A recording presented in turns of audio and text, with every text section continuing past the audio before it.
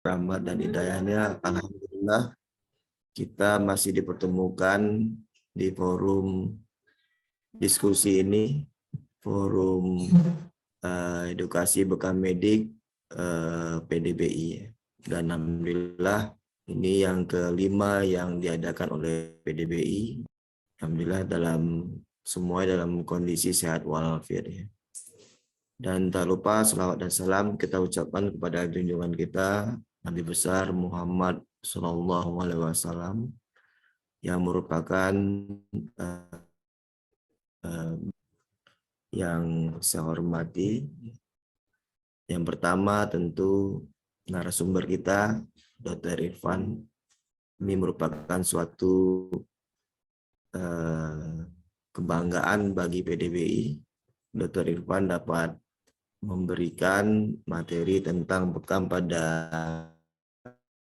dan Dr. Irfan ini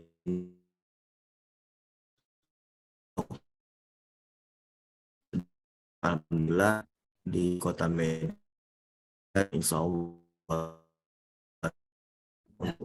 cabang yang keempat ya, yang pusatnya itu ada di Kota Banda Aceh. Yang kami hormati ya, PDBI, kemudian yang kami hormati ya, Dr. Rizka selaku sekretaris, banyaklah di sini pakar-pakarnya bekam ya. Ada Dr. Sandro, saya lihat di sini juga hadir Dr. Ali Ridho, kemudian ya Bapak Ibu yang lainnya lah. Mudah-mudahan edukasi bekam medik yang kelima ini bisa menjadi ajang silaturahmi, bisa menjadi suatu ajang berbagi ilmu ya, bagi kita semua. Tentu yang kami hormati juga tadi, bekam pada sistem imun merupakan suatu pilihan materi yang sangat menarik. Dan Dr. Irfan, saya yakin nanti dalam hal menyajikan materinya di sisi teori saja. Ya, jadi kita ketahui ya autoimun tersebut ya, sistem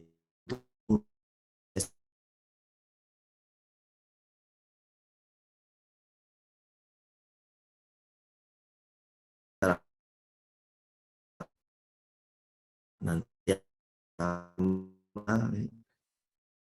jadi saja materi tapi juga sudah melakoninya dalam hal melakukan praktek kepada pasien, dan ini ada evidence base yang cukup kuat untuk hasil daripada yang dilakukan oleh Dr. Irfan sendiri ya. Nah, mungkin dari kami tentu menyambut baik ya kegiatan ini. Mudah-mudahan ini bisa kita lanjutkan terus dengan materi memberikan kita, dan juga tentu memberikan bagi pasien kita. Tentu saja dari saya. Terima kasih untuk kebersamaan ini ya. Kita akhiri dengan ucapan wabillahi taufik wal hidayah. Assalamualaikum warahmatullahi wabarakatuh. Waalaikumsalam warahmatullahi wabarakatuh. Ya, terima kasih Bapak Dr. Kodri atas sambutannya. Selanjutnya akan kita saksikan bersama-sama pematerian oleh Dr. Irfan selaku owner jejaring klinik Dr. Bekam yang akan menyampaikan materi pada kegiatan malam ini. Ya, sebelumnya izinkan saya membacakan profil pemateri. Nama Dr. Irfan, tempat tanggal lahir di Senebok, Aceh pada tanggal 12 Februari 1984. pendidikan Fakultas Kedokteran Unsyiah Banda Aceh tahun 2002 hingga tahun 2009. Beliau kini berdomisili di Banda Aceh. Profesi yang kini dijalani diantaranya yaitu sebagai pimpinan jaringan Geria Dokter Bekam Aceh dan Sumatera Utara. Wah, keren sekali profil pemateri kita malam ini. Untuk mempersingkat waktu, mari kita mulai saja untuk materi malam ini. Pada Dr. Irfan, dipersilakan. Ya, terima kasih kepada moderator Pak Rivaldi. Assalamualaikum warahmatullahi wabarakatuh. Waalaikumsalam Waalaikumsalam warahmatullahi wabarakatuh. Alhamdulillah, wassalatu wassalamu ala asyrafil anbiya'i wal mursalin wa ala alihi wa sahbihi ajma'in. Rabbi shrah li sadri wa yassir li amri wahlul 'uqdatam min lisani yafqahu qawli. Raditu billahi rabba wa bil islami dina wa bi Muhammadin nabiyya wa rasulah. Alhamdulillah, puji syukur dari Allah SWT. Allah SWT sudah mengumpulkan kita di forum yang sangat mulia ini, forum untuk mengangkat sunnah Nabi di bidang pengobatan, yaitu bekam, ke ranah yang lebih bermartabat, lebih ilmiah, dan mudah-mudahan ke depan akan diakui sebagai bagian dari medis Indonesia. Kemudian salam hormat saya kepada pimpinan PDBI Pusat, Dr. yang bersusah payah untuk membangun, kemudian dengan berkat Sama-sama dengan yang lainnya juga.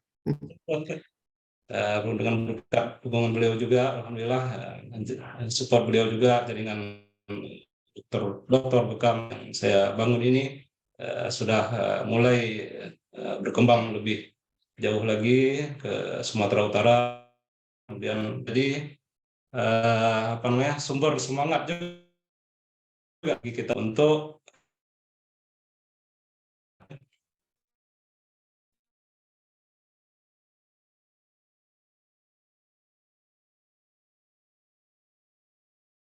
yang akan menjadi sentra-sentra pendidikan bekam medik di Indonesia. Ya, kemudian penghormatan saya juga kepada Sekretaris PDBI, Dr. Rizka, kemudian senior-senior, yaitu Dr. Agus Rahmadi, Dr. Sandro, Dr. Abdurrahman ada hadir, Dr. Abdurrahman belum hadir ya. Beliau adalah guru saya, jadi saya mengambil ilmu bekam ini sanadnya dari beliau. Ya, semoga pahala amal jariah dari apa yang kita lakukan ini, apa yang saya lakukan, mudah-mudahan juga mengalir kepada beliau, ya, Dr. Abdurrahman Umar yang ada di Medan. Kemudian pada senior-senior yang lain, ya, salam hormat saya. Ini adalah pengalaman pertama saya memberikan presentasi meeting. Ya, mohon maaf kalau banyak kekurangan ya. Saya akan coba paparkan materi yang sangat menarik, ya, yang cukup sulit penanganannya mungkin ya, cukup sulit penanganannya karena pasien sering mengalami sakit yang berulang, keluhan yang berulang, dan kerusakan organ yang parah akibat imunitas yang menyerang sel-sel tubuh yang sehat. Yang dimana seharusnya sel imun itu melindungi tubuh kita, tapi pada kasus autoimun, sel imun kita menyerang sel kita sendiri, sel-sel yang sehat. Itu. Jadi kita langsung lanjut ke materinya ya. Bekam pada kondisi autoimun. Jadi apa itu penyakit autoimun? Ini kita secara sekilas ya. Kita ulang kaji secara sekilas. Penyakit autoimun adalah kondisi ketika sistem kekebalan menyerang tubuhnya sendiri. Seharusnya sistem imun kita melindungi tubuh kita dari infeksi, dari virus, dari bakteri, tapi ternyata dia menyerang diri sendiri. Ibaratnya ada satu penyusup masuk ke suatu negara dan mengendalikan sistem pertahanan di negara itu, sehingga terjadi kekacauan sistem sistem pertahanan misalnya antara tentara dengan polisi saling berperang misalnya.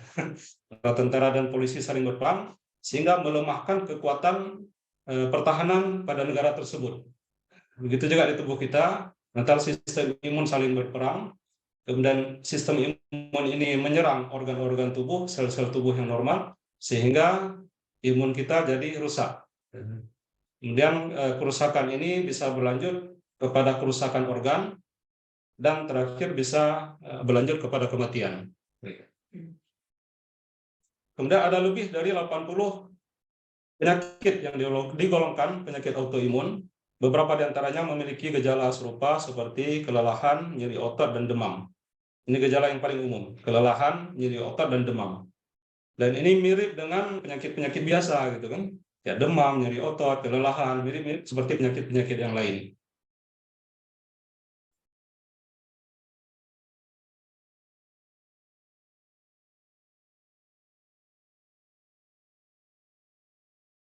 Apa penyebab autoimun? Sebagaimana kita ketahui bersama bahwa etiologinya belum diketahui secara pasti atau idiopatik. Jadi penyebabnya tidak diketahui secara pasti, tapi diduga ada peran dari beberapa faktor risiko, ya misalnya genetik atau keturunan. Kasus keluarga yang menderita autoimun, maka anak turunannya juga akan beresiko lebih tinggi untuk menderita autoimun. Kemudian lingkungan, ya, lingkungan, paparan zat kimia tertentu, pola hidup yang berantakan, makanan kurang sehat, stres, kurang tidur, kelelahan, paparan sinar matahari yang berlebihan, itu juga bisa memicu autoimun. Kemudian perubahan hormon, misalnya pada wanita hamil, baru melahirkan, ketika mengalami menopause. Jadi pada perubahan hormon ini juga bisa memicu autoimun. Kemudian pada infeksi, ya, misalnya infeksi virus Epstein-Barr.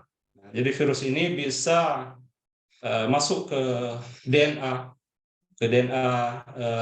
dari sel imun kita, sehingga dia seperti mengendalikan sel imun tadi, yang seharusnya sel imun melindungi kita, akhirnya sel imun itu menghantam sel-sel yang sehat akibat dikendalikan oleh virus Epstein-Barr yang masuk ke DNA dari sel imun kita.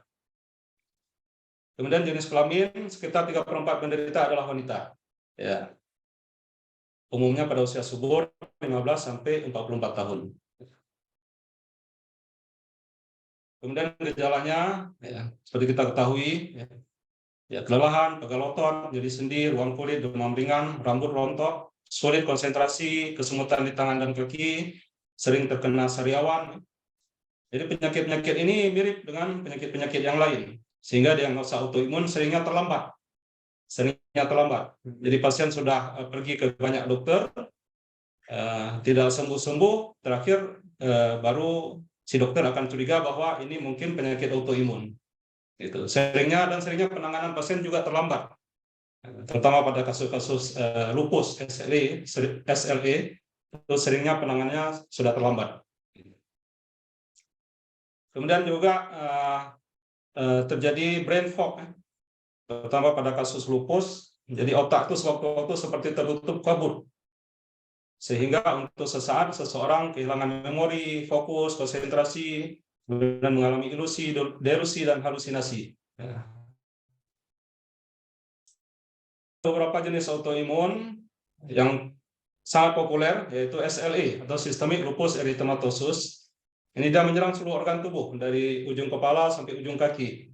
Ya, semua organ tubuh diserang, ya, termasuk ginjal, jantung, sendi, kulit, semuanya diserang, termasuk otak juga. Makanya bisa terjadi ilusi dan halusinasi. Penyakit Graves, ya, ini hipertiroid atau Graves. Nah, ini gejalanya, ya, jantung berdebar, insomnia. Kemudian psoriasis itu terkena pada kulit, bercak bersisik pada kulit. Dan multiple sclerosis, nyeri, mati rasa pada salah satu bagian tubuh, terjadi gangguan penglihatan, kaku dan lemas, koordinasi tubuh berkurang, dan kelelahan. dan miastenia grafis, kelopak mata terkulai, pandangan kabur, lemah otot, kesulitan bernafas, dan kesulitan menelan. Kemudian tiroiditis Hashimoto, gejala berupa berat badan naik tanpa sebab yang jelas, sensitif udara dingin, mati rasa di tangan dan kaki, kelelahan, rambut otot, dan sulit berkonsentrasi. Jadi gejala-gejala umumnya mirip. Gitu. Kemudian colitis ulceratif atau Crohn disease. Nah, ini sering dialami tapi sering didiagnosa sebagai colitis ulceratif. Jadi gejalanya seperti gejala gangguan lambung biasa, seperti nyeri perut, diare, buang air besar berdarah, demam, berat badan turun tanpa sebab. Kemudian rheumatoid arthritis. Nah, ini juga yang paling sering ya, terjadi. Rheumatoid arthritis yaitu nyeri sendi, radang sendi, pembengkakan sendi, kesulitan bergerak. Sering terjadi di usia produktif, ya, bukan di usia tua. Sering di usia produktif. Ada sindrom Guillain-Barré, ya, kelemahan anggota gerak, yang bila kondisinya parah bisa menyebabkan kelumpuhan. Ada sindrom Sjögren, yaitu mata kering dan mulut kering. Vaskulitis, ini juga ada penurunan badan, penurunan rasa yang jelas, kelelahan, tidak nafsu makan, ruam kulit. Myositis, gejala berupa radang dan lemah otot serta ruam kulit. Ya, diagnosanya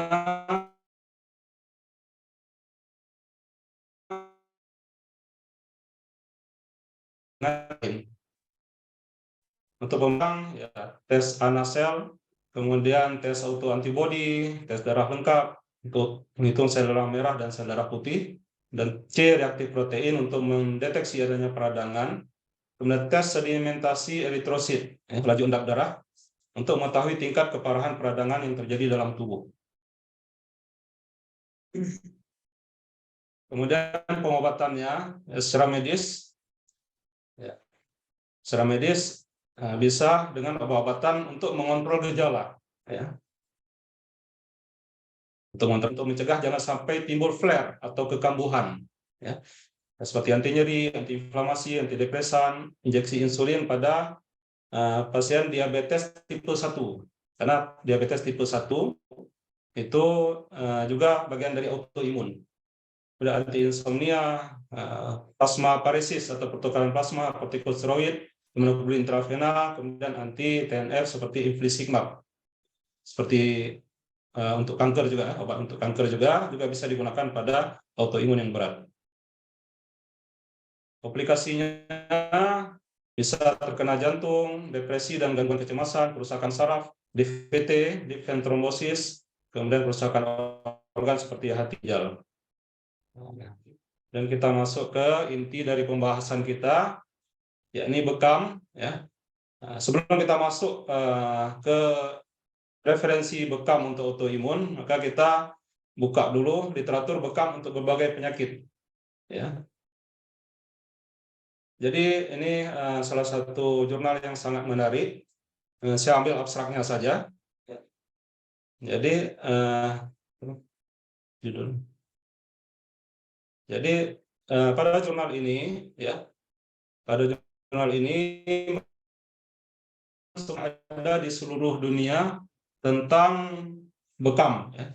Jadi seluruh penelitian di seluruh dunia tentang bekam dikumpulkan dari tahun 2019. Total ada 381 penelitian saintifik bekam. 127 diantaranya adalah randomized control trial. Artinya 127 dari penelitian ini semuanya yang dikumpulkan 127 adalah tingkat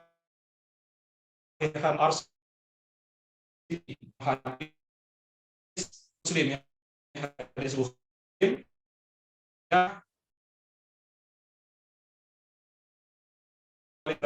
paling valid adalah RCT, randomized control trial. Jadi ternyata penelitian bekam ini yang punya derajat Bukhari Muslim atau RCT dalam bahasa penelitian, ternyata ada 7 penelitian. Nah, jadi cukup kuat, dasar ilmiah bekam ini sangat kuat. Jadi pada penelitian tadi, ya, disebutkan bekam sangat efektif pada kasus nyeri seperti herpes zoster pain, fibromialgia, back pain, neck pain, headache, dan acute injury pain. Kemudian masalah tulang, sendi, dan otot seperti osteoartritis, rheumatoid arthritis, ankylosing spondylitis. Nah, jadi rheumatoid arthritis ini termasuk autoimun, jadi bekam sangat efektif untuk autoimun. Ya. Kemudian ankylosing spondylitis, GOUT, carpal tunnel syndrome, dan cervical spondylosis. Ya. Kemudian penyakit kulit, sistem saraf, sistem pernafasan, dan kardiovaskular. Sebagian di timur jauh. Jadi penelitian sekarang ini disebutkan lebih banyak ternyata diteliti di Eropa dan di Amerika dibandingkan penelitian-penelitian di jauh. Dan bekam minim efek samping dan komplikasi. Ya, disebutkan di jurnal tadi ya. Kemudian kita masuk ke literatur bekam pada kasus autoimun. Jadi ini penelitian tentang bagaimana efektivitas bekam pada kasus autoimun. Ya. Nah, di sini disebutkan ya, bahwa bekam akan mengeluarkan CPS, causative pathological substance, yang tidak bisa dikeluarkan dengan mekanisme fisiologis biasa. Jadi wet cupping therapy atau bekam bisa membersihkan darah dan juga komponen-komponen yang bisa meningkat pada kasus-kasus autoimun. Ya. Nah, seperti ini mediator inflamasi, kemudian serum autoimun antibodi itu akan dikurangi, akan dikeluarkan dengan bekam. Jadi saya terjemahkan dari abstrak penelitian tadi.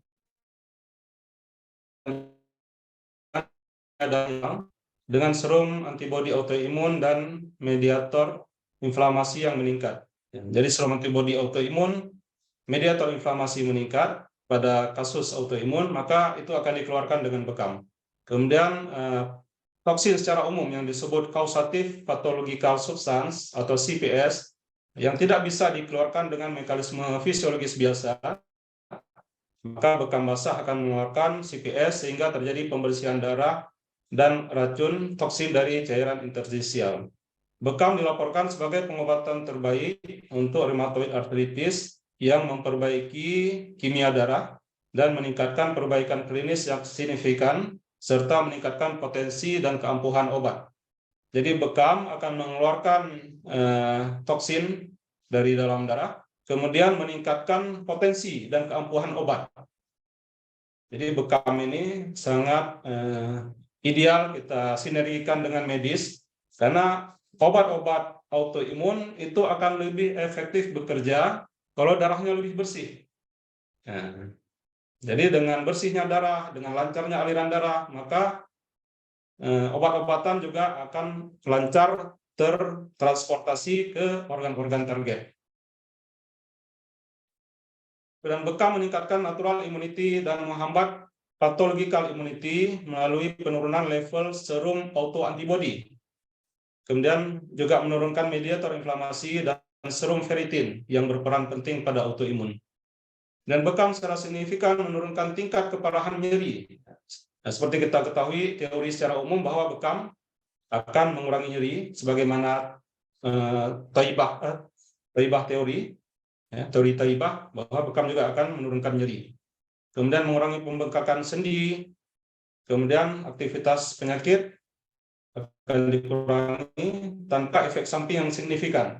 Jadi bekam asal dikerjakan secara sesuai prosedur dengan steril, maka hampir tidak ada efek samping. Bekam dapat digunakan untuk mengobati autoimun sebagai terapi tunggal maupun sebagai terapi tambahan. Jadi disebutkan di jurnal tadi, di penelitian tadi, bahwa bekam bisa sebagai terapi tunggal ataupun sebagai terapi tambahan pada pengobatan autoimun. Nah, ini penelitian tentang bekam pada artritis reumatoid. Jadi salah satu jenis dari autoimun yaitu yang menyerang sendi, yaitu artritis reumatoid. Bekam ini sangat efektif untuk mengurangi mediator inflamasi, sehingga inflamasi akan berkurang, sehingga pembekakan sendi pada artritis reumatoid akan berkurang, nyeri pun akan berkurang.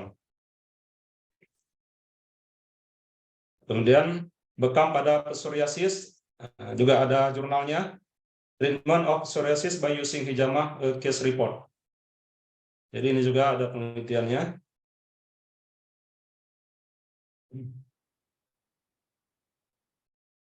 Kemudian bekam pada tiroiditis Hashimoto, juga ada jurnalnya. Jadi kesimpulannya, ya, bekam ini akan menurunkan ISR atau erythrocyte sedimentation rate, laju darah, ya, TPO dan TSH, thyroid stimulating hormone. Jadi ini semua akan menyebabkan kestabilan daripada hormon tiroksin, hormon yang berperan pada tiroiditis Hashimoto. Maka dengan stabilnya produksi hormon tadi, maka penyakitnya akan berkurang. Kemudian hati-hati pembekaman pada kasus autoimun dengan yang pertama trombosit rendah pada pasien anemia dan pasien gagal ginjal. Ini mungkin jadi bahan diskusi kita di forum ini. Ya, bagaimana penanganan pada kasus pasien autoimun dengan yang trombositnya rendah, yang anemia, yang gagal ginjal. Karena pada kasus autoimun seperti idiopatik trombositopenic purpura atau ITP, kita ketahui trombositnya akan rendah. Ya. Nah, kalau kita di dokter bekam, kita menghindari pembekaman pada kasus-kasus autoimun dengan trombosit rendah. Ya, kita bisa bila kita tidak ada data trombosit sebelumnya, kita bisa tanyakan kepada si pasien apakah si pasien sering mengalami lembam di kulit, ya. Nah, itu bisa pertanda bahwa trombositnya rendah.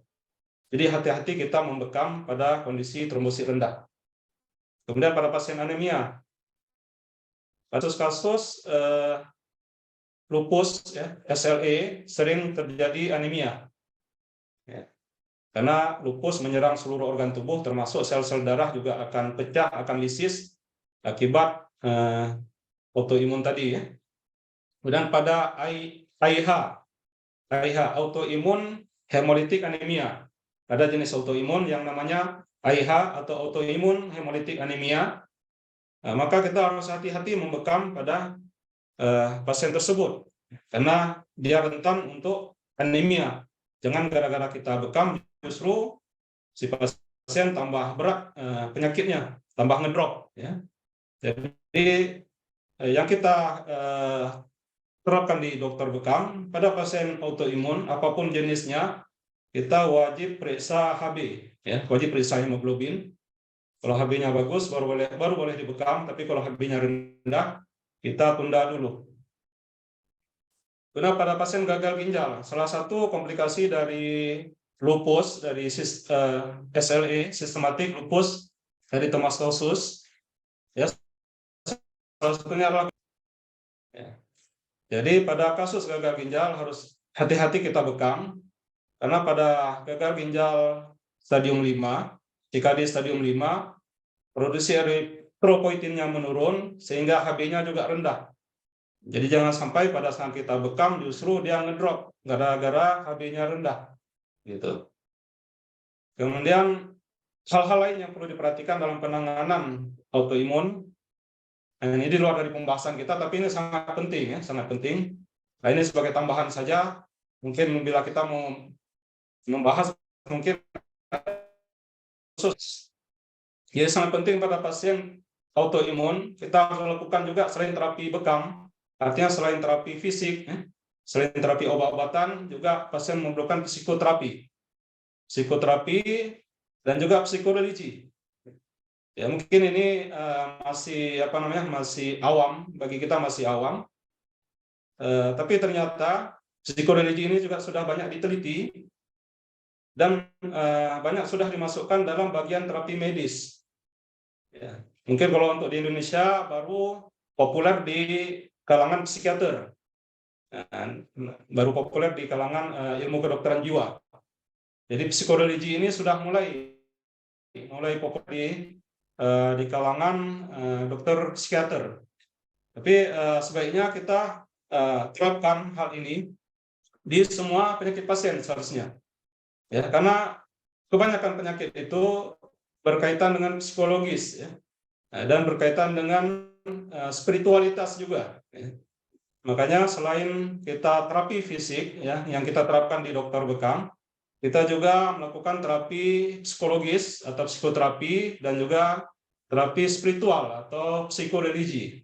Nah, ternyata begitu kita terapkan terapi ini, ya, terapi fisik dengan bekam, misalnya dengan obat-obatan, dengan herbal, juga kita lakukan terapi psikoterapi dan psikoreligi.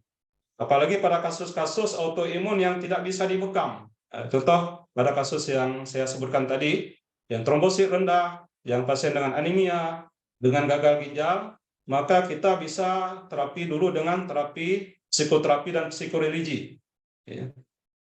Psikoterapi mungkin kita sudah paham semuanya, terapi psikologis, ya, kita perbaiki psikologis pasien, ya, kita berikan dia semangat, gitu, ya. Karena psikoreligi, ya, termasuk dalam hal ini adalah ruqyah, zikir, doa, kemudian kita kasih motivasi ibadah kepada pasien, ya, supaya pasien lebih dekat kepada Tuhan, dia serahkan permasalahan dia kepada Tuhan, sehingga pikiran dia jadi tenang. Dengan pikiran tenang, maka koordinasi sel-sel imun akan tenang juga. Ya. Nah, begitu koordinasi sel-sel imun tenang, maka flare ataupun kekambuhan dari autoimun itu juga bisa dicegah. Secara umum autoimun tidak bisa sembuh sempurna, tapi yang bisa adalah dikendalikan atau dicegah timbulnya flare. Disinilah peran dari psikoterapi dan psikoreligi. Ya, sekian dan terima kasih. Ya, serahkan kepada forum. Semoga paparan ini bermanfaat. Ya, segala kekurangan saya mohon maaf, saya mohon dikoreksi oleh guru-guru sekalian. Bila ada masukan dan bila ada pertanyaan, saya persilakan. Ya, Masya Allah, terima kasih Dr. Irfan atas pemateriannya yang sangat bermanfaat bagi kita semua pada malam hari ini.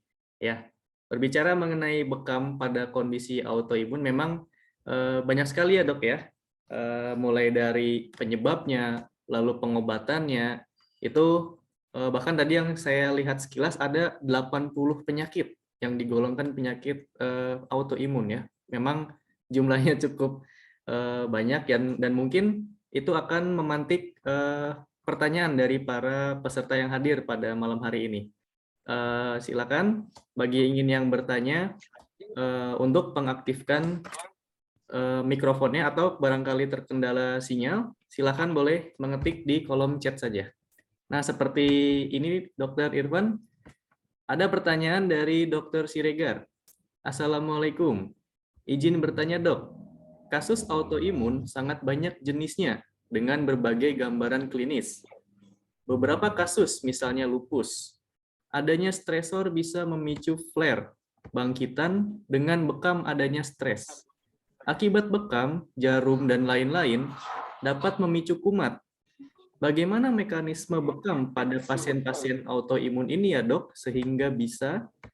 Mohon sharing dan pengalamannya. Afwan, jazakallah dok. Begitu kurang lebihnya dari Dr. Andi Siregar. Enggak, Dr. Irfan boleh langsung dijawab pertanyaannya. Baik, terima kasih Dr. Andi Siregar. Pertanyaan yang cukup bagus dan memang satu tanda tanya bagi kita, karena pemicu autoimun adalah stres. Sedangkan pada saat dibekam, terutama bagi pasien yang pertama mau merasakan bekam, pasien autoimun, misalnya datang kepada kita pasien autoimun, minta dibekam gitu kan, ataupun ada orang lain yang menganjurkan bekam, tapi dia cemas, apalagi baru pertama pingin bekam, tentu ada rasa cemas, ya. Rasa cemas, bagaimana bekam ini, apakah sakit atau tidak, apakah nanti kalau berlebihan keluar darah bisa bisa menimbulkan penyakit lain atau bisa pingsan. Nah, jadi ada kecemasan pada pasien yang baru pertama ingin merasakan bekam gitu. Ya. Kemudian rangsangan nyeri juga, rangsangan nyeri pada saat dibekam itu juga bisa pada pasien yang cemas, yang terlalu cemas, itu akan menyebabkan nyerinya bertambah gitu, sehingga stresnya juga bertambah. Makanya perlu diperbaiki kondisi psikologisnya dulu. Nah, psikologisnya dulu ya. Pada pada protap penanganan autoimun yang kita terapkan di dokter bekam, ya. Pada pasien autoimun tetap kita anjurkan terapi yang saya sebutkan di akhir dari slide ini, yakni psikoterapi dan psikoreligi, ya. Jadi pasien harus ikut konseling dulu istilahnya, ya. Kita konseling dulu, ya. Kita bangkitkan semangat dia menghadapi penyakit, ya. Artinya psikologis dia kita perbaiki dulu, kemudian kita berikan terapi psikoreligi dengan ruqyah, ya, dengan zikir, dengan doa, ya. Kemudian setelah pasiennya tenang, nah, baru kita bekam. Ataupun kalau misalnya ada reaksi pada saat kita ruqyah itu ada reaksi muntah, misalnya, nah, maka kita anjurkan pasiennya mengulang ruqyah sampai 2 atau 3 kali, baru terakhir kita bekam. Dan sebelum bekam mesti dicek HB-nya dulu, ya. Setelah terapi ini, kecemasan pasien akan berkurang.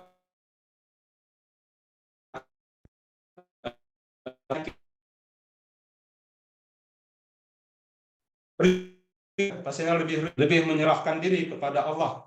Nah, kemudian kita anjurkan pasien juga supaya dia menjaga khusyuk sholat, menjaga khusyuk sholatnya. Pada saat dia sholat, dia serah kepada Allah.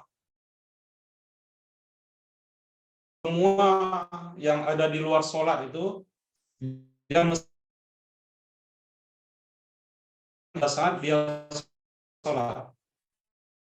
Ini sangat tenang hati dia, pada ketenangan psikologis dia, sehingga reaksi kecemasannya berkurang, reaksi flare-nya akan berkurang, kemudian pasien akan lebih tenang. Kita lakukan terapi yang lain, misalnya kita bekam, maka pasien akan lebih tenang, gitu.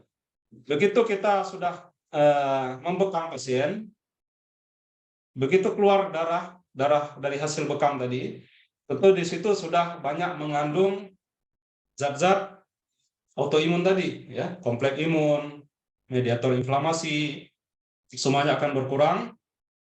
Begitu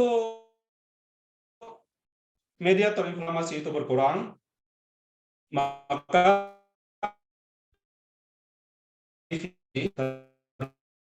terhadap sel-sel imun kuat, lebih bagus. Koordinasi antara sel-sel imun jadi lebih bagus, gitu.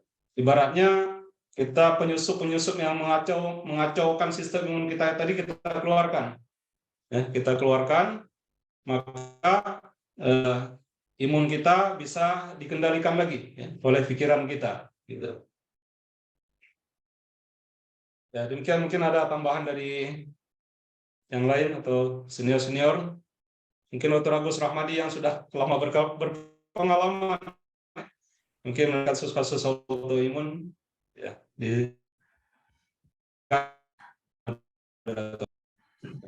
Saya pengen bertanya sama Dr. Irfan malah.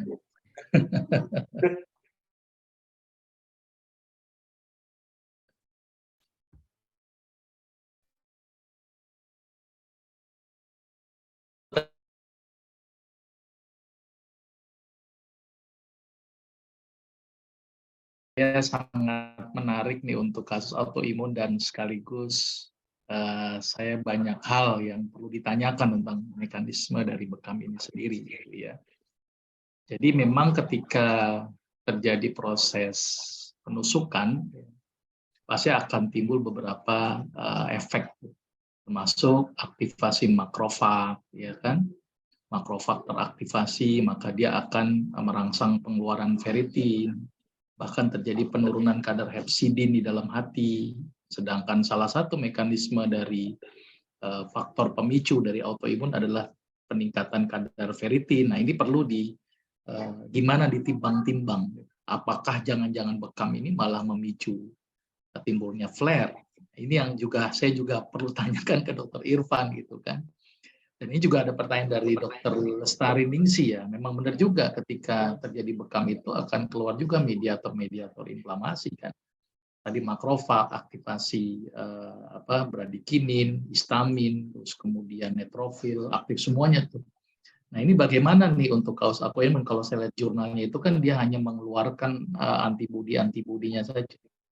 Tapi efek yang ditimbulkan dari respon penusukan gitu ya, belum lagi aktivasi dari HSP HSP70, terus kemudian HIF1 alfa. Nah, ini kan mekanisme yang kompleks nih Dokter Irfan. Jadi saya menyambung pertanyaan dari Dokter Andi sama Dokter Lestari ini ya. Apa jangan-jangan malah menjadi pemicu timbulnya kekambuhan dari autoimun? Nah ini saya belum mengerti ini Dokter Irfan. Makanya kalau ditanya saya malah saya nggak paham Dokter Irfan. Jadi saya mau nanya ini karena pematerinya autoimun jadi menarik buat saya. Kalau saya sering menyampaikan malah bekam meningkatkan respon imun. Nah ini untuk autoimun lagi gimana ini Dokter Irfan? Saya malah jadi pengen bertanya Dokter Irfan dari pengalaman Dokter Irfan ketika ada penyakit autoimun di bekam. Kalau saya sih kalau penyakit autoimun saya malah nggak bekam Dokter Irfan. Saya malah lebih banyak menggunakan terapi Quran ya, karena disertasi saya kan tentang Quran. Ini menarik sekali ketika saya mengkaji tentang Quran ya. Aduh, saya sampai merinding ketika penelitian saya melihat kebesaran Allah lewat tadi ayat-ayat Quran. Mudah-mudahan nanti kalau sudah selesai saya bisa launching buku saya tentang efek Quran terhadap bagaimana mekanosensoric channel terhadap quorum quenching. Ya kan itu menarik sekali secara biomolekuler. Kalau saya terapi autoimun ini malah dengan menggunakan terapi Quran. Nah ini menarik dengan menggunakan terapi bekam. Saya jadi pengen belajar sama Dokter Irfan nih. Mohon maaf nih saya jujur saja untuk autoimun ngeri saya bekam ini karena memang tadi pertanyaan Dokter Lestari dan Dokter Andi benar juga. Apa jangan-jangan jadi pemicu ini? Karena kan tadi aktivasi makrofag ketika ditusuk gitu kan. Terus tadi hepsidin menurun, terus makrofag teraktivasi, pelepasan ferritin, apa nggak jadi memicu? Nah itu Dokter Irfan. Mohon pendapatnya Dokter Irfan dan bimbingannya Dokter Irfan nih. Saya jujur, saya sangat belum pernah menggunakan bekam pada penyakit autoimun. Atau mungkin dari teman-teman sejawat sekalian yang mungkin memberikan masukan kepada saya. Terima kasih Dokter Irfan. Baik, Dokter Agus. Ya, memang satu dilema. Apakah nanti pas dibekam ya seperti Dokter Agus sebutkan, apakah nggak memicu autoimunnya itu lebih parah gitu ya. Jadi ya kembali seperti saya sebutkan tadi, dan saya sangat setuju dengan yang diterapkan oleh Dokter Agus bahwa kita harus memberikan terapi rohani, ruhiyah yang kita sebut di sini sebagai psikoreligi ya. Jadi yang kita terapkan di klinik kita di dokter bekam. Jadi pasien autoimun itu sebaiknya memang tidak langsung dibekam. Kita mesti perbaiki psikologis dia dulu. Kita mesti menguatkan spiritualitas dia dulu, kedekatan dia kepada Tuhan, gitu kan.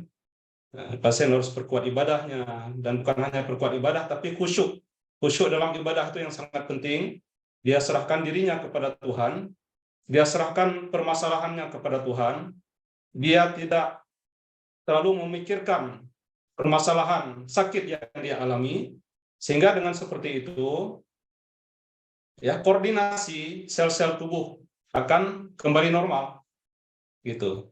Jadi pikiran tubuh kita ini sebenarnya bisa mengendalikan imun kita. Ya, mungkin kita sepakat semuanya bahwa pikiran kita, otak kita bisa mengendalikan imun kita. Begitu pikiran kita kacau, banyak masalah, stres, banyak tekanan fisik maupun mental, kelelahan, kurang tidur, permasalahan keluarga, permasalahan di kantor, di masyarakat, itu akan membuat pikiran kita jadi kacau, yang dimana pikiran ini pusat hormon, pusat pengaturan segala macam, sensorik, motorik, segala macam, hormonal, termasuk imun. Maka begitu otak kita kacau, maka seluruh sistem imun juga akan kacau. Ibaratnya kalau kepala negara, di suatu negara itu kepala negaranya kacau gitu pikirannya, maka koordinasi komponen-komponen pertahanan di negara juga akan kacau. Antara polisi dengan tentara akan saling bentrok gitu kan, antara masyarakat akan saling bentrok, antara berbagai komponen pertahanan negara tadi, bila sudah melemah, maka semuanya akan melemah, sehingga infeksi virus, bakteri, virus akan menyerang, akan mudah menyerang pada tubuh yang kacau sistem koordinasi imunnya. Jadi ini sangat penting ya. Saya sangat setuju dengan Dr. Agus. Kita harus perbaiki dulu ruhani dia, ruhiyah dia. Begitu sudah stabil, baru kita bekam. Dan yang kita praktekkan, pasien itu mesti kita ruqyah dan konseling itu sebanyak 3 hari berturut-turut. 3 hari berturut-turut, kemudian nanti kita cek hemoglobinnya. Kalau hemoglobinnya bagus, HB-nya bagus, baru kita bekam.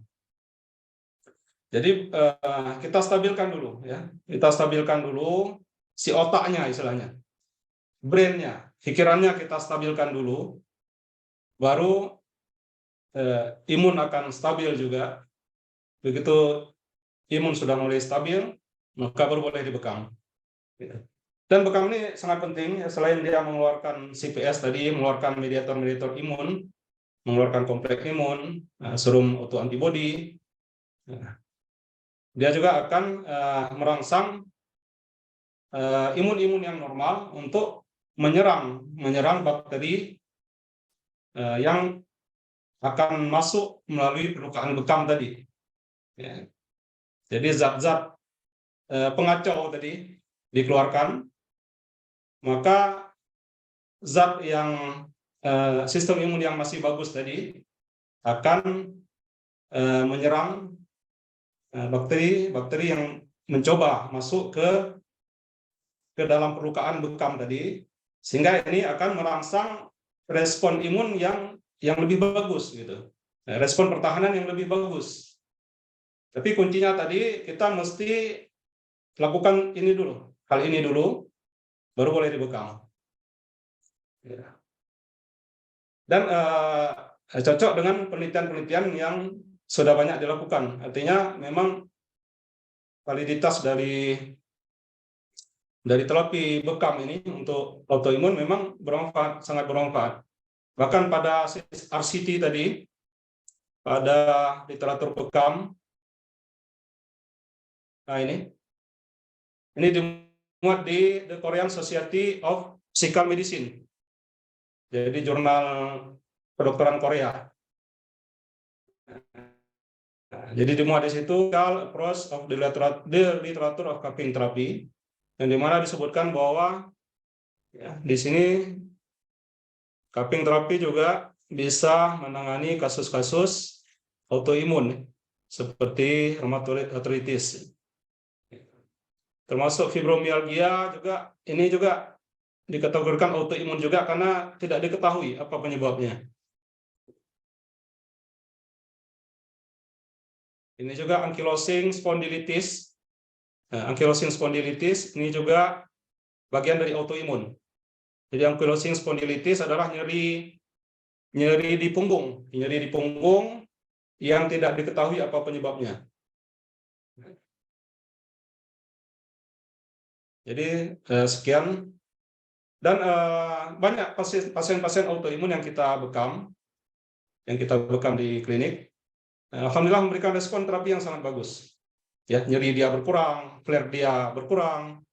Ya, dengan kita ruqyah dulu dari HB-nya yang sebelumnya rendah, pasca ruqyah 3 kali, kita cek kembali HB-nya, ternyata meningkat.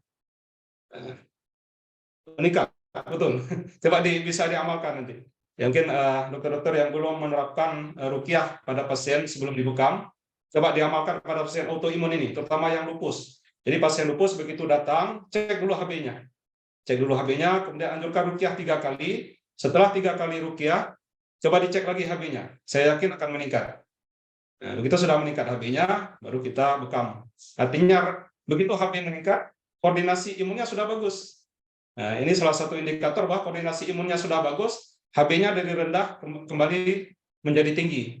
Kenapa jadi tinggi HB-nya? Karena faktor-faktor yang merusak HB, yang merusak sel darah merah, yang membuat sel darah merah itu lisis oleh sel imun yang berbahaya tadi, oleh koordinasi imun yang tidak betul tadi, yang merusak sel darah merah ternyata berkurang, kerusakannya berkurang. Tandanya si pengacau tadi sudah, aktivitas si pengacau tadi sudah tidak terlalu aktif lagi. Nah, artinya tubuh kita sudah mulai mampu mengendalikan diri sendiri. Sel-sel imun kita sudah mampu mengendalikan diri dia sendiri sehingga dia tidak merusak sel-sel yang sehat. Dia tidak merusak sel darah merah. Makanya sel darah merahnya meningkat, HB si pasien kembali meningkat. Gitu. Ya, jadi sekian mohon dikoreksi kalau ada yang salah, kalau ada penambahan ya mohon dikoreksi. Ya, terima kasih Dr. Irfan atas jawabannya yang sangat-sangat membuka pikiran kita bahwasanya melalui rohani pun bisa ya tadi untuk menyembuhkan penyakit autoimun. Jadi tidak hanya melalui langsung ke bekam saja, tapi ada psikospiritual tadi ya, spiritual secara spiritual. Ya. Nah selanjutnya dok, izin mengingatkan juga dok, waktu kita kurang lebih 10 menit lagi. Tapi masih ada beberapa pertanyaan seperti dari Dr. Rizka dengan pertanyaannya yaitu, bolehkah berbagi kasus autoimun yang pernah Dr. Irfan tangani di klinik, lalu apa diagnosisnya, dan berapa lama terapi hingga ada perbaikan klinisnya? Silakan dok. Kebetulan tadi nggak sempat saya tampilkan kasus-kasus di klinik, tapi banyak kasus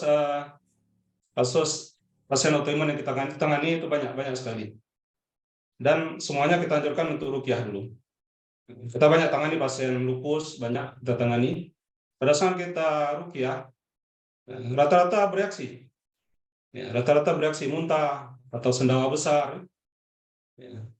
Ada yang kita ruqyah 3 kali, tapi ada yang kita ruqyah sampai 7 kali. Ada juga. Ya, sampai 7 kali kita ruqyah. Yang sebelumnya parameter-parameter untuk autoimunnya tinggi, begitu kita ruqyah, ada yang sampai 7 kali saya ruqyah, parameter-parameter itu normal, jadi normal semuanya. Sehingga pada saat dia datang lagi ke dokter spesialis penyakit dalam bagian reumatologi, waktu dicek hasil lab yang terbaru ternyata sudah normal semuanya, dan dinyatakan pasien itu sembuh, gitu. Karena sudah normal, parameternya sudah normal semuanya. Gitu. Jadi setelah 7 kali kita ruqyah, kita bekam, alhamdulillah sudah normal semuanya. Banyak kasus lupus banyak kita tangani, dan sangat bagus responnya dengan kita kombinasi ya psikoterapi, psikoreligi, dan bekam. Ternyata efektivitasnya sangat bagus. Gitu. Ya. Terima kasih Dr. Irfan atas pertanyaan dari Dr. Rizka mengenai berbagi kasus ya yang pernah Dr. Irfan tangani selama di klinik itu. Selanjutnya dari Dr. Lestari Ningsih. Assalamualaikum warahmatullahi wabarakatuh. Izin bertanya, dijelaskan tadi bahwa bekam dapat menurunkan mediator inflamasi. Bagaimana mekanisme bekam dalam menurunkan mediator inflamasi?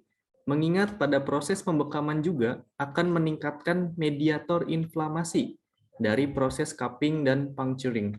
Jazakumullah khairan. Baik, terima kasih atas pertanyaannya. Mirip seperti yang ditanyakan oleh Dr. Agus tadi. Ya. Jadi sebagaimana di jurnal tadi,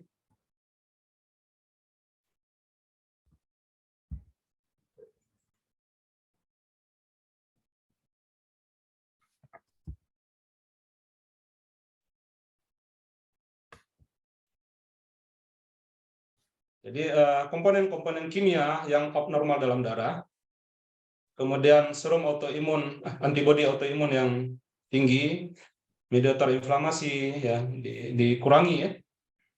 Ya, intinya semua CPS itu dikurangi dengan bekam. Jadi yang dikurangi ini adalah yang memang tidak baik, yang memang merusak, ya, yang memang merusak tubuh kita. Sedangkan pada pembekaman, ya, memang terjadi peningkatan mediator inflamasi, tapi itu untuk sifatnya untuk menghadang kuman dari luar, bakteri dari luar untuk masuk dalam tubuh kita. Artinya yang dikeluarkan itu hal yang baik istilahnya. Nah, yang baik yang terkoordinasi, bukan yang tidak terkoordinasi. Yang jadi problem di autoimun kan terjadi peningkatan imun yang tidak terkoordinasi yang menyerang sel-sel yang sehat. Peningkatan zat-zat imun yang berlebihan yang menyerang sel yang sehat. Sedangkan pada bekam ini ya, yang diharapkan itu adalah mediator inflamasi untuk menghadang kuman atau bakteri yang akan masuk melalui perlukaan tadi. Gitu. Ya. Jadi dengan bekam tadi jelas disebutkan bahwa akan mengurangi serum level dari autoantibody. Ya. Ya, mekanisme detailnya mungkin wallahu alam kita tidak tahu seperti apa yang mekanisme kenapa bisa bekam itu bisa mengobati autoimun, ya. Bagaimana detailnya ya mungkin tidak disebutkan di sini. Yang pasti dia mengurangi mediator-mediator imun yang tidak baik, dan bisa jadi dengan keberkahan bekam ini, maka yang mediator inflamasi yang keluar adalah yang memang dia terkoordinasi, istilahnya terkoordinasi untuk membentuk benteng pertahanan di lokasi-lokasi yang kita rangsang perlukaan tadi. Artinya mungkin yang terangsang ini adalah mediator inflamasi yang terkoordinasi.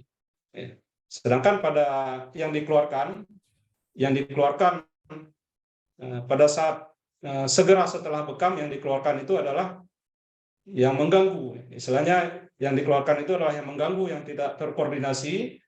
Kemudian setelah yang tidak terkoordinasi ini keluar, maka tubuh akan menghasilkan mediator-mediator imun yang terkoordinasi, yang berada di bawah kendali tubuh kita, gitu. Mungkin kurang lebih seperti itu. Mungkin perlu penelitian lebih detail lagi ya. Menjadi bahan masukan kita mungkin di PDBI ini untuk membuat perbandingan mungkin ya, perbandingan bagaimana serum antibodi sebelum dan sesudah bekam, gitu. Bukan hanya hasil laboratoriumnya juga, tapi juga bagaimana hasil klinisnya, apa yang dirasakan oleh pasien. Ya, misalnya mungkin flare-nya jadi menurun dengan bekam tadi kan, gitu.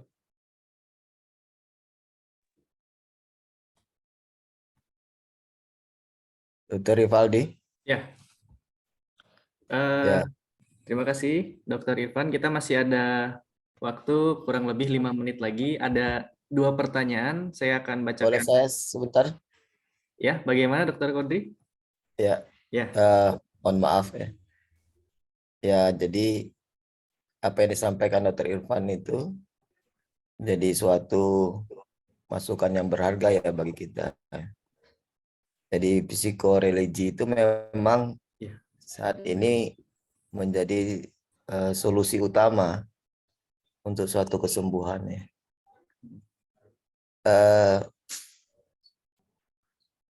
Kita juga mendapatkan pengalaman ya terkait dengan psikoreligi ya. Untuk pasien-pasien yang dirawat di ICU dengan kondisi yang masih bisa berkomunikasi, dalam arti dia masih bisa mengikuti perintah kita dengan hemodinamiknya itu yang kita pantau secara invasif ya. Jadi invasif itu tekanan darahnya itu bisa kita monitor, kita dapatkan itu detik per detik. Begitu juga dengan laju jantung, begitu juga dengan saturasi oksigen. Jadi pasien-pasien yang dengan laju jantungnya meningkat, kemudian tekanan darahnya kadang tak terkontrol, ya. Pernapasannya agak cepat, saturasinya kita pantau juga, bahkan end-tidal CO2-nya juga kita bisa pantau secara invasif. Kita lakukan psikoreligi itu. Kita minta dia untuk menyerahkan diri kepada Allah ya. Menangkan dirinya, ada Allah yang akan bukannya. Dari Allah. Itu ternyata menurun ya. Dari laju jantungnya, ya, tekanan darahnya mulai agak lebih stabil gitu. Ya, itu nyata ya. Kita kan pantaunya itu secara invasif ya. Kalau yang teman-teman mungkin lakukan itu secara non invasif ya.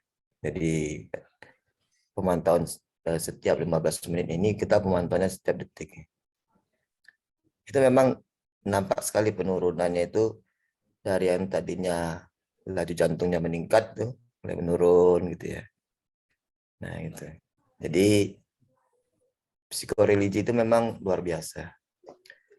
Apalagi Dr. Irfan mempunyai suatu keyakinan yang nggak perlu diragukan lagi lah. Ya ruqyah itu sendiri memang menjadi bukan lagi alternatif ya, menjadi suatu solusi utama bersama dengan bekam yang memang keyakinan itu harus kita kuatkan pada diri kita sehingga kita juga bisa meyakinkan orang. Kalau kita sendiri nggak yakin ya, itu ini akan menyebabkan untuk diyakinkan. Gitu. Jadi terima kasih Dr. Irfan. Ya. Mungkin nanti kita coba lebih kuatkan lagi ke arah psikoreligi untuk yang edukasi bekam medik yang ke-6.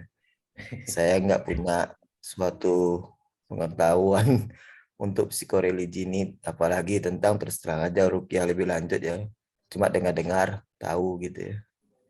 Tapi dengan mendekatkan pasien itu kepada Allah itu sangat nyata sekali hasil. Terima kasih, itu saja. Ya, terima kasih Dr. Kodri. Jadi memang keyakinan itu tidak hanya pada dokternya sendiri, tapi pasiennya juga memang harus yakin bahwa dia akan sembuh, dia pasti sembuh seperti itu. Jadi lalu catatan selanjutnya ada psikoreligi, insya Allah EBM ke-6 ya dok ya. Menjadi topik menarik untuk di nanti. Ya, Ya. mungkin ya di anggota PDB sini ya psikoreliginya bisa penguasaannya ya lebih baik ya, mungkin bisa berbagi materi. Ya, insya Allah. Ya, selanjutnya Dokter Irfan, mohon maaf, kita keterbatasan waktu. Ada 2 pertanyaan lagi dari Dokter Riri dan Dokter Miftah. Bagaimana? Apakah nanti Dokter Irfan melalui pribadi saja, personal chat, atau cukup waktu untuk menjelaskan secara singkat dari kedua pertanyaan ini? Ya, kalau dari saya ya, problem. Saya mau bertanya juga ya, dokter. Oke. Iya, karena kalau sesuai jadwal itu kita jam 9:30 sudah waktunya sudah cukup.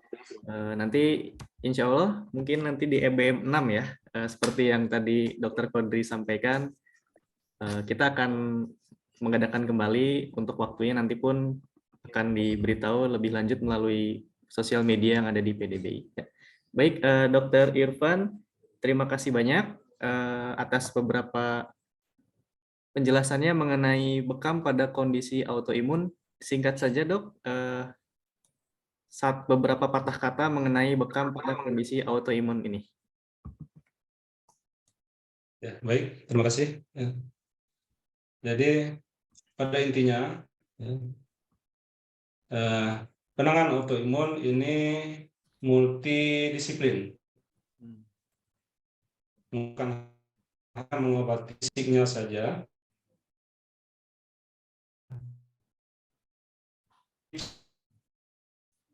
seperti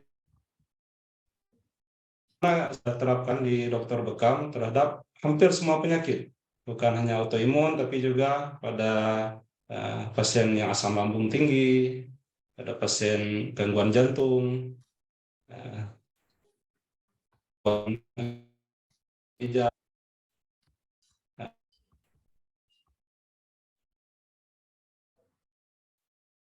psikologis.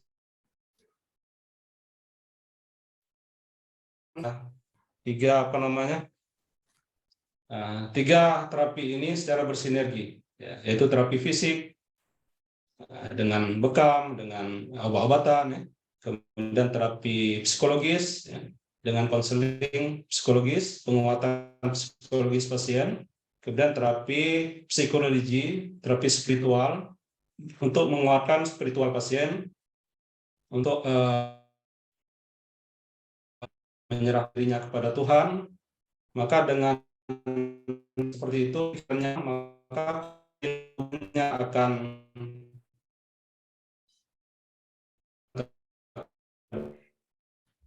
penyakitnya berkurang. Setelah koordinasi tubuhnya bagus, maka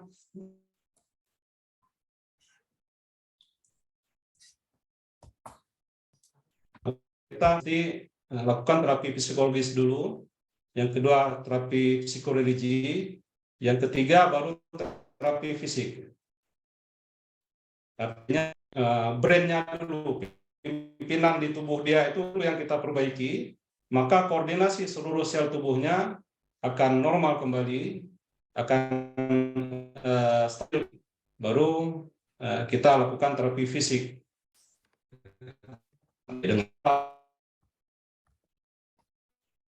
sekian, mohon kekurangan ini pemahaman saya. Pertama, memberikan materi via Zoom. Ya. Mohon maaf atas segala kekurangan. Terima kasih atas perhatian semuanya. Assalamualaikum warahmatullahi wabarakatuh. Waalaikumsalam warahmatullahi wabarakatuh. Terima kasih pada Dr. Irfan dan seluruh peserta edukasi bekam medik edisi kelima dengan tema bekam pada kondisi autoimun. Untuk mengakhiri kegiatan pada malam hari ini, sebelumnya kita adakan sesi foto bersama dulu. Silakan Bapak Ibu semuanya untuk mengaktifkan kameranya ya. Saya aba-aba, kita ada 2 foto yang akan diambil pada kesempatan kali ini. Silakan untuk mengaktifkan terlebih dahulu fitur kameranya. Ya. Oke. 2 kali ya. 1, 2, 3. Oke. Sekali lagi. 1, 2, 3.